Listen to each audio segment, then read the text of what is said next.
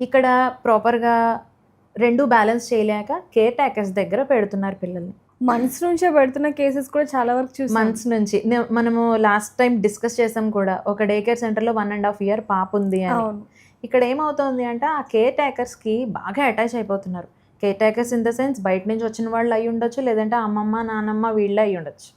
ఎవ్వరైనా గానీ వాళ్ళకి అటాచ్ అయిపోయి సమ్‌టైమ్స్ వాళ్ళనే తల్లి అనుకునే పరిస్థితి కూడా ఏర్పడుతుంది. అవును. ఎప్పుడైతే అంత అటాచ్‌మెంట్ అనేది అక్కడ ఏర్పడుతుందో, అక్కడ పిల్లలు వాళ్ళకి రెస్పాండ్ అవ్వడం స్టార్ట్ చేస్తారు. కొన్ని సిట్యుయేషన్స్‌లో ఏం జరుగుతుంది అంటే, పిల్లలు బాగా ఏడుస్తున్నారనుకో, పేరెంట్స్ దగ్గరికి వెళ్ళరు. ఎందుకు అంటే, ఏమో నేనిప్పుడు ఉన్నాను కాబట్టి నేను చూసుకుంటాను. నేను లేనప్పుడు ఇలా ఇబ్బంది పెడితే మళ్ళీ నా కోసం ఏడుస్తారు. సో, కేర్ టేకర్సే హ్యాండిల్ చేసుకుంటారు కదా అని మదర్స్ పక్కకు రావాల్సొస్తుంది. కానీ మేడం ఫ్యూ అవర్స్ కోసం చూసుకుంటే లైఫ్ లాంగ్ కూడా ఆ అటాచ్‌మెంట్ అనేది మిస్ అవుతారనేది ఎందుకు వాళ్ళు గుర్తుపెట్టుకోవట్లేదు? ఇది ఇప్పుడు నువ్వు చెప్పిన పాయింట్ రావడానికి చాలా టైం పడుతుంది.